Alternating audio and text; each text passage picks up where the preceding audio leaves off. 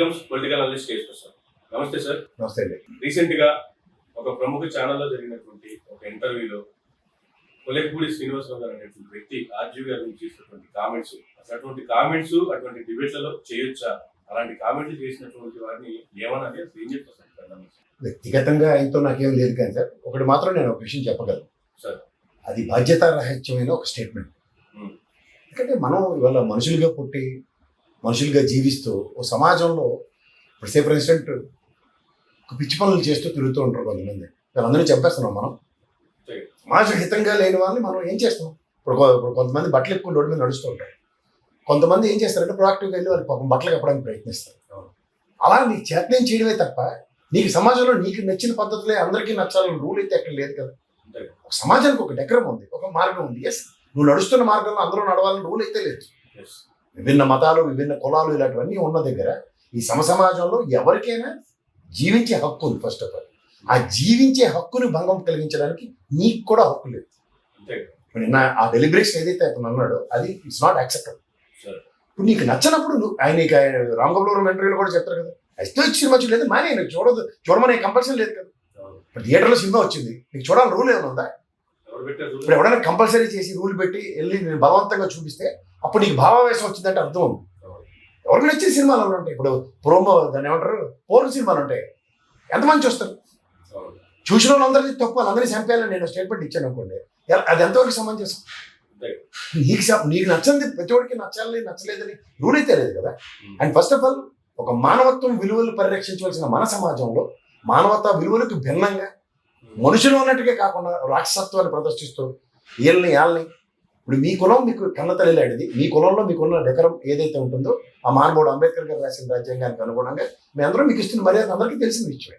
కానీ మిగిలిన కులాలందరినీ ప్రొవోకింగ్ యాటిట్యూడ్తో అసలు what capacity and what basis your why we need to listen first of all. ఇప్పుడు మీరు ఒక నిజంగా ఒక గాంధీవాదో లేకపోతే గాంధీ మహాత్ములాంటి గోప మీద కొడితే మళ్ళీ ఇంకో గోప చూపించింది. అంతేగాని గోప మీద కొట్టాడు కాబట్టి నేను మీరు అందరూ నన్ను మహాత్ముడు అన్నారు కాబట్టి వెళ్ళి కొట్టి చంపాడు అని ఎవడో చెప్పలేదు ఆయన.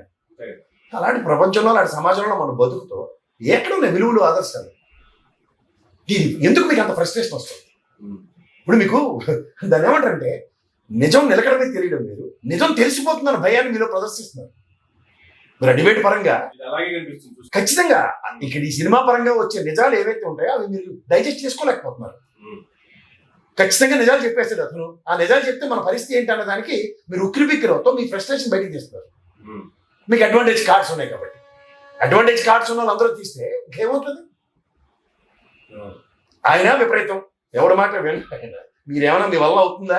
ఏమీ కాదు. ఆపగలరా? ఆపలేరు. కోర్టులో కేసు వేశారు, సెన్సార్ బోర్డు సర్టిఫికేట్ ఇచ్చింది కదా, మళ్ళీ కేసు వేశారు. రేపెళ్ళి ఉంటుంది దాని పరిస్థితి. చట్టాలు న్యాయాలు మీకే కాదు కదా, అందరికీ సమానంగా చూడడానికి గౌరవ వ్యవస్థలు ఉన్నాయి కదా. మీకెందుకు అది ఫ్రస్ట్రేషన్? క్లియర్గా తెలుస్తుంది. మీకు ఫ్రస్ట్రేట్ అయిపోయి ఉన్నారు. నిజాలు వాళ్ళ ప్రసంగంలో వాళ్ళ ప్రాపకాలు పొందడానికి పిచ్చి చేష్టలను పిచ్చి కోతి వేషాలు చేస్తున్నారు. మీరు చూసుకోండి కావాలంటే మనిషిని మానవుడు అనే వ్యక్తి కోతి నుంచి పుట్టాడు అనడానికి జస్టిఫై చేస్తున్నారు. Other than this nothing. ఇప్పుడు మీకు సినిమా పరంగా రిలీజ్ అయ్యింది, రిలీజ్ అవ్వలే, లేకపోతే ఏదైనా అవనండి, వాట్ ఆర్ యువర్ కనెక్టెడ్? ఇప్పుడు అది మీ బయోగ్రఫీ తీస్తే లేదంటే మీరు ఏదైనా రియాక్ట్ అయితే అర్థం ఉంది. యాడో సామెత అంతర్గతలు మన సంతలు కాకలించుకున్నాడు. నీకేంది మధ్యలో? వాస్తవం చూడాలంటే అసలు బాగానే ఉన్నారు, ఇలాంటి వాళ్ళే రెచ్చిపోతున్నారు. అదే కందకలేని తర్వాత కత్తిపేటకి ఎందుకని వాళ్ళు వీళ్ళకి పంపు కొట్టమని ఇచ్చారు, అదే వీళ్ళు వాళ్ళకి పంపు కొట్టే కార్యక్రమంలో ఉన్నారు. ఇది మీడియా కదా. వ్యవస్థలో మీరు ఒక పక్క కార్నర్ భుజం ఎందుకు ఇచ్చేస్తున్నారు? ఒక పక్క మీరు డెలిబరేషన్ ఇస్తూ అందరూ అలాగే చేయాలంటే మీ పర్సంటేజ్ పీపుల్ మీకే డెలిబరేషన్ ఇస్తారు, మిగిలిన వాళ్ళు ఇది మరి కామెడీ షో కూడా మించిపోతుంది. కేవలం మీరు అన్నట్టు కొన్ని అడ్వాంటేజ్ కార్డెస్ ఉన్నాయి కాబట్టే ఇటువంటి కామెంట్లు చేస్తారు. అలా నేను అన్ను, ఎవరికైనా నాకు వాక్స్వతంత్రం ఉంది, మానవుడు ఇచ్చిన హక్కు నాకు ఉంది. నేను ఒక మాట చెప్తాను. నిన్న ఇంట్రడక్షన్ లో చెప్పినవన్నీ మీరు గమనించగలిగితే దాసరి కిరణ్ అనే వ్యక్తి ఈ సినిమా ఇలా తీయండి అని ఆయన ఇస్తే ఈయన ప్రసన్నమై సినిమా చెప్పాడు రామ్ గోపాల్ వర్మ. అలా మీరు దాసరి ఉదయభవన్ ఉన్నో లేకపోతే ఎవరినో ఇంకో తీసుకురండి, లేకపోతే ఇంకో పేరున్న ఎవరినో తెచ్చుకోండి. రాఘవేంద్ర గారు ఉన్నారు కదా ప్రొడ్యూసర్, లేదంటే మురళీమోహన్ గారు ఉన్నారు కదా, ఇలా టోన్లు పెట్టి మీరు సినిమా చేయండి. నిజాలు ప్రజలకు గ్రహిస్తారు కదా. ఎవరైనా ఆపుతున్నారా? ఆపగలమా? అలా తీయాలంటే వాళ్ళ దగ్గర నిజం ఉండాలి కదా. అది ఇప్పుడు మీకు నిజమే కన్విన్సింగ్ గా ఉంది, డాక్టర్ గారు చంపేసింది, లేదంటే వాళ్ళ ఎమ్మెల్సీ ఒకరిని చంపింది, ఇలాంటివన్నీ ఉన్నాయి మీ దగ్గర అనుకోండి. సినిమా తీయండి, ప్రజలు గ్రహిస్తారు కదా. ఈయన సినిమాటిక్ గా ఏం జరిగిందో ఒక కథ, ఆయన నమ్మింది కన్వెన్షన్ ఇస్తున్నాడు, అలా మీరు నమ్మింది కన్వెన్షన్ తీయండి. ఎవరు కాదన్నాడు? చూసాడు చూస్తాడు, పోయినాడు పోతాడు, ఎవరికి కాదు అది. మీరు అక్కడ కూర్చొని ಎಷ್ಟು వచ్చిన కామెంట్ చేసి అందరూ వినట్లేదా? నేను అంటుంది నీకు భావ ప్రకటన స్వేచ్ఛ నీ వరకు ఉన్నప్పుడు నీకు నచ్చింది మాత్రమే అందరూ చెప్పాలి, నచ్చింది మాత్రమే అందరూ వినాలి అనే కాన్సెప్ట్ లో ఉంటే నీకు సెట్ ఆఫ్ ఆడియన్స్ ఉండొచ్చు. బియాండ్ దట్ వాళ్ళకి మెచ్చే సమాధానం కావాలి కదా. ఇప్పుడు నేను ఇప్పుడు ఉన్నాను, నన్ను ఎవడో చంపేస్తారు అంటున్నాను, నిజమే చంపేస్తారు, చంపేమనండి. ఆ హక్కు వాడికి ఎవరు ఇచ్చారన్నది నా ప్రశ్న. ఇప్పుడు నీకు అంత ఉన్నప్పుడు నేనే చంపేస్తాను, ₹1 నాకు ఎవరైనా ఇవ్వండి అంటే అది వేరు. ఎవడో చంపితే ఇంకో ₹1 ఇస్తారట. మన ఖమ్మంలో కూడా ఒక కార్పొరేటర్ ఇలాగే బాబా వేసాను ప్రకటించారు. అలా అడప తడప ఉనికించాడుకోవడానికి కొంతమంది లైమ్ లైట్ లోకి రావడానికి, ఇంకొంచెం వాళ్ళ యొక్క మన్ననలు పొందడానికి వీళ్ళు సొమ్మైపోయింది. ఎవడో ప్రవక్త చేస్తే ఎవడో ఆవేశపడతారు. అంటే కేవలం అధినాయకుల దృష్టిలో పడటానికి, లేదంటే వాళ్ళ దగ్గర నుంచి నొప్పులు పొందడానికి మాత్రమే ఇటువంటి ఆవిష్కరణ చిలిపి చేస్తారు. రెండోది మీకు ఒక విషయం చెప్పిన, అందులో కూడా మీకు ఎంత స్వార్థం ఉందో చూడండి. ఎవడో చంపేసేస్తే ₹1 ఇస్తాడట. వాస్తవాలు మాట్లాడుకుంటే ఆ చంపినోడు కాన్సిక్వెన్సెస్ ఎవరు ఫేస్ చేస్తారు? ₹1 అన్నది నిజంగా పెద్దగానే ఉంది, బాగానే ఉంది. కాన్సిక్వెన్సెస్ నువ్వు చంపేసిరా, అది నేను వేసుకుంటాను నెత్తి మీద, నేను జైలుకి వెళ్తుంది. ఆ కాన్సిక్వెన్సెస్ అలాంటివన్నీ అన్నది ఆ టైప్ కూడా మళ్ళీ ఉండదు. అంటే అది మీరు అందకలు అన్నట్టు అక్కడ భజన చేసేసి సరిపోదు. అంటే ఇవాళ నేను ఫస్ట్ ఆఫ్ ఆల్ నేను ఈ రోజు దాకా ఎవరిని వ్యక్తిగతంగా మాట్లాడాను, బట్ ఒకటి చంపేసి అంత భావజాలను ప్రదర్శిస్తే మాత్రం నేను ఖచ్చితంగా ఒక సమాజంలో ఒక మనిషికి ఖండించదలుచుకున్నాను, ఖండిస్తూనే చెప్తాను. మనకి తప్పు రైటు అందరూ నేను అన్ని రైటు, నేను సర్వసంగ పరిత్యాగని నేను చెప్పట్లేదు. నాలో లోపాలు ఉంటాయి, లోపాలు ఎత్తి చూపాలి. అంతేగాని లోపాలు ఎత్తి చూపించిన దగ్గర నేను యాజ్ఞ చంపేస్తాను నేనంటే చాలా తప్పది. నేను మనిషినే, నాకు తప్పులు ఉంటాయి. నేనే అచ్చని పచ్చపోసం నేను ఎప్పుడు చెప్పను. వ్యక్తిగా మనకు ఒక రాజ్యాంగం ప్రకారం మనకు జీవించే హక్కు ఉంది. అండ్ ఇప్పుడు మనకి ప్రాథమిక హక్కులు మానవుడు ప్రసాదించింది. అన్ని దాన్ని సద్వినియోగపరచుకో, దుర్వినియోగపరిచే దగ్గర ఎక్కడైనా ఉన్నప్పుడు దానికి నియంత్రించే వ్యవస్థలు కూడా ఉన్నాయి, దాని సంఘాలు కూడా ఉన్నాయి. అవన్నీ జరుగుతున్నప్పుడు ఆ సమాజంలో అవన్నీ జరగకుండా ఏం లేవు కదా. సెన్సార్ బోర్డు ఉంది, వాళ్ళకి ఆ పరిధులు పరిమితులు వాళ్ళకి తెలియవా? ఆ పరిధులు దాటినప్పుడు వాళ్ళ పరిధులు నియంత్రించినప్పుడు వాళ్ళు ఇచ్చే సర్టిఫికేట్ మనకి ప్రామాణికం. అది కాదని డెలిబరేషన్ నేనేమంటే మీరు దానికి ఉన్న 2 మాటలు. పంచేంద్రియాలు మూసుకొని సినిమా చూడడం మానేడు, నచ్చకపోతే నచ్చితే సినిమా చూసి ఆనందించి ఎవడు కాదన్నాడు. ఆయన తీసేసిన సినిమాలు అన్ని తీసుమారు కానీ సినిమాలా కాదు కదా. ఇప్పుడు ఆయనకి ప్రశంసలు, ఆ శివ సినిమా తీసినప్పుడు, రంగేలి సినిమా తీసినప్పుడు ప్రశంసలు వచ్చాయి, సర్కార్ సినిమా తీసినప్పుడు ప్రశంసలు, మిగిలినన్నిటికీ దుమ్మెత్తి పోస్తున్నారు అందరూ. ఆయనే చలించిపోయి రాత్రి ప్రేక్షకులు ఆయన ఎప్పుడు చెప్పి సమాధానం ఒకటి నచ్చితే చూడండి, పెద్ద మానేయండి అని. దర్ ఇస్ నో కంపల్షన్ కదా. ఏమైనా చూస్తున్నప్పుడు కూడా ఇంకా ఏమన్నా నాకు అర్థం కావట్లేదు. ఎప్పుడైతే ధోరణి ఎవరినో ప్రసన్నం చేసుకోవడానికి, ఎవరెవరో వేరే పార్టీ నుంచి వచ్చి అది అక్కడ ఖర్చు వేసినప్పుడు వచ్చే ఫ్రస్ట్రేషన్ కింద వాటిని చూడాలి. అంటే ఇటువంటి కామెంట్లు చేసినప్పుడు కూడా పార్టీ నుంచి కావచ్చు, అధినాయకుల దగ్గర నుంచి కావచ్చు, ఎటువంటి రియాక్షన్ లేకుండా ముందు ఛానల్ రేట్ చేస్తున్నాడు అనుకోండి. First what's is reactive mode? First of all భయం, మళ్ళీ అలా అనుకోండి, దెబ్బ చెప్పా ఎందుకు దెబ్బ చెప్పా. అట్లీస్ట్ ఆ కామెంట్ చేసిన తర్వాత అయినా లేదు నేను ఎలానే కంటిన్యూ చేస్తా, రిపీట్ అని చెప్పి అంత బల్లగుద్ది చెప్తున్నప్పుడు ఆ షోని అక్కడితో నిలిపివేయాల్సినటువంటి అవసరం కూడా ఉంది. వాస్తవం మాట్లాడుతుంది, యూరోలో ఒక షోలో మెట్టితో కొట్టుకున్నప్పుడు మాత్రం షో అవుతారు, వాళ్ళు పంపించేస్తారు. వీళ్ళకి నచ్చితే ఇష్టమైతే ఎంగుతో సమానం ఒక సామెత ఉంటుంది. వీళ్ళు ఒక డిజైన్డ్ ప్రోగ్రామ్ ప్రకారం నడుస్తున్న ఆ డిబేట్లకి ఆబ్వియస్లీ విష్ణువర్ధన్ రెడ్డిని కూడా డిబేట్ లో ఏమైంది, ఆయన తప్పుకున్నాడు కానీ ఈయన పర్మనెంట్ ఆర్టిస్టే కదా. అక్కడే వాస్తవం మాట్లాడుకుందాం మరి. అంటే నేను అంటుంది ఏంటంటే వాళ్ళు ఒక డిజైన్డ్ ప్రోగ్రామ్ ప్రకారం కార్యక్రమం రంజింప చేస్తున్నప్పుడు ప్రజలు కూడా గ్రహించాలి what is right, what is wrong అన్నది. నేను అంటుంది ఏంటంటే తప్పు మాట్లాడిన వాళ్ళు గలాలు పట్టుకుంటారు, ఇవన్నీ సర్వసాధారణం, నేను కాదట్లేదు. కానీ ఒక డెకరం మెయింటైన్ చేస్తున్న దగ్గర ఈజ్ ఇట్ రైట్? అక్కడ ఖచ్చితంగా మీరు ఒక పక్షాన్ని వహిస్తున్నారని అర్థం వస్తుంది కదా. when you are taking a shoulder of a person and party, obviously ఇది అందరికీ వర్తిస్తుంది కదా. దానికి ముసుగులేసుకుని అచ్చని పచ్చపోస ప్రబోధనాలు ఎందుకు? ఒక పక్క ఈ కామెంట్ చేస్తూనే మరో పక్క కులాలను రెచ్చగొట్టేటువంటి, యూత్ రెచ్చగొట్టేటువంటి కామెంట్లు కూడా చేస్తున్నారు. అదే చెప్తున్నాను. ఇప్పుడు ప్రజాస్వామ్యంలో ఓటు అనే ఒకే ఒక ఆయుధం తప్ప ఇంకేమీ లేదు ప్రజలు. Yes, sir. అది అందరికీ తెలిసిన విషయం. ఏం చేయమంటారు? వెళ్ళి కర్రలెట్టుకుని వెళ్ళి బుర్రలు బద్దలు వేసుకుని సావమంటావా? అంతే కదా. లేదా వీళ్ళు ఎవడో ₹1,00,00,000 ఇస్తారని చెప్పి మేము అందరూ కర్రలెట్టుకుని అందరిని దొరికినాడు అనుకుని జరగమంటారు అన్న. ఇది ఎక్కడండి? ఇది విపరీతం. Yes, sir. ఓటేసే కన్వెన్షన్ని కన్విన్స్ చేసే పద్ధతి ఒక మెకానిజం ఉంటుంది. ప్రభావితం చేయి, ప్రభావితం చేయి. ప్రభావితం చేసే దగ్గర ఫ్రస్ట్రేషన్ ఎందుకు అవుతున్నా? తాత్కాలిక ఉపశమనం అయితే లభించవచ్చు కానీ ఇది పర్మనెంట్ అయితే ఉండదు కదా. అదే ఇప్పుడు రియాక్టివ్ మోడ్ అనేది ఉంటుంది కదా. సమాజం ఖచ్చితంగా రియాక్ట్ అవుతుంది. ఇప్పుడు నేను రియాక్ట్ అవ్వలేదు వల్ల అంతే కదా. ఏ తప్పు ఎదురైతే మనం చెప్తున్నాం కాదు, అది అలా మాట్లాడడం తప్పు. అవును. ఇంకేదైనా మాట్లాడు, మనం ఎవరికి అవసరం లేదు. చంపేస్తాం అన్న దాకా చంపేయడానికి ప్రవోక్షడు అది absolutely not fit in to the system. అది చాలా తప్పు. అందులో డెలిబరేషన్. మీరు నేను ఏదో మాట మన ఇద్దరికి పెరగదు, నేను చంపేస్తాను ఏదో ఇలాంటివి మాట్లాడచ్చు. బట్ డజంట్ మీన్ దాట్ అది నేను పబ్లిక్ ఫోరంలో కానీ పబ్లిక్ ప్లాట్ఫామ్స్ మీద కానీ నేను ఈ విధంగా మాట్లాడడం చాలా తప్పండి. వాస్తవం చూస్తే దీన్ని కోర్టు సుమోటోగా తీసుకునే అవకాశం కూడా ఉన్నాయంటారు. ఉంటాయండి. ఎందుకంటే ఆయనే కంప్లైంట్ చేశాడు. పోలీస్ కంప్లైంట్ ఉంది లాస్ట్ ట్విట్టర్లో చూడండి. అర్జున్ గారు కూడా మీ ఇమీడియట్ గా ట్విట్ చేశారు. ఆబ్వియస్లీ ఎవరైనా ఇప్పుడు ప్రతిస్పందించడం అన్నది చాలా సర్వసాధారణం. ప్రతిస్పందించిన తర్వాత ఎలా ఉంటుంది కాన్సిక్వెన్సెస్ అందరూ ఎదుర్కోవాలి. ఇప్పుడు నేను మాట మాట్లాడాను, దానికి ఎంత చాలా మంది తిరుగుతూనే ఉంటారు. నేను మాట్లాడిన దానికి యాక్సెప్టెన్స్ కావాలి నాకు. దాన్ని నేను కన్విన్స్ చేయగలిగే అంత కెపాసిటీ నేను తెచ్చుకోగలుగుతారు. ఆ తిట్టేసి నేను ప్రెసిడెంట్ అయిపోతే ఏం చేయాలి? అంతే కదా. తిడుతున్నారు నన్ను, ఖచ్చితంగా తిడుతున్నారు. నేనేం మొహమాట పట్టలేదు. తిడుతున్నప్పుడు తీసుకోవడం రావాలి. ఎందుకంటే మనం మాట్లాడిన దానికి విత్స్టాండింగ్ ఉందా లేదా అన్నది మనం it's a testing. Yes, sir. మన ఎవరిని మనోభావాలు గాయపరిచే అంత స్థాయి మనకు లేదు. అతనికి ఆ పార్టీ పట్ల చిత్తశుద్ధి ఉంటుంది. ఒక వ్యక్తిని ఆరాధించే ఉదాహరణ ఉంది ఆయనకి. Yes. నేను అలా మాట్లాడినప్పుడు అతనికి మనోభావాలు గాయమైనప్పుడు ఖచ్చితంగా నేను బాధ్యత వహించాను. నేను మాట్లాడిన దానికి అతనికి ఎంత బాధపడితే ఆ విధంగా మాట్లాడుతున్నాడు నేను గ్రహించగలిగాను. Yes, sir. అది గ్రహించకుండా అరే నన్ను తిట్టావా అని చెప్పి నేను ఏదో మాట్లాడాను అనుకోండి, చాలా తప్పంటాను. Correct. డెలిబరేషన్స్ అంటే ఎక్కడ ఇప్పుడు వాస్తవాన్ని మనం చెప్తున్న దగ్గర కొన్ని కాన్సిక్వెన్సెస్ ఎదుర్కోవాలి. ఎదుర్కోలేనప్పుడు మాట్లాడే దమ్ము ధైర్యం లేదంటే లెక్క. అది తప్పంటాను నేను. ఇప్పుడు నన్ను తిడుతున్నారని చెప్పి నేను మాట్లాడడం మానేయడం, లేదంటే ఆయన్ని వ్యక్తిగతంగా నేను టార్గెట్ చేయడం, that is not right. Yes, sir. అంటే నన్ను ఎందుకు తిడుతున్నాడు అన్నదాన్ని నేను నేర్చుకోగలిగాను అనుకోండి. That is my duty to convince. అంతే కదా. బాస్ ఇలా మాట్లాడుతున్నందుకు నీకు నచ్చకపోవచ్చు, నేను తిట్టాడు సవాష్. కానీ ఈ కాన్సిక్వెన్సెస్ ఈ విధంగా ఉంటాయని అతను నేను ఎక్స్ప్రెస్ చేయను అనుకోండి, అతను కన్విన్స్ అయ్యాడంటే అది నాకు హ్యాపీనెస్ ఇస్తుంది. అవును. అందుకే నాకు తిట్టాడు కాబట్టి అని చెప్పి ఆయన ఫ్రేమ్లో పెట్టి నేను ఎప్పుడు చూడండి.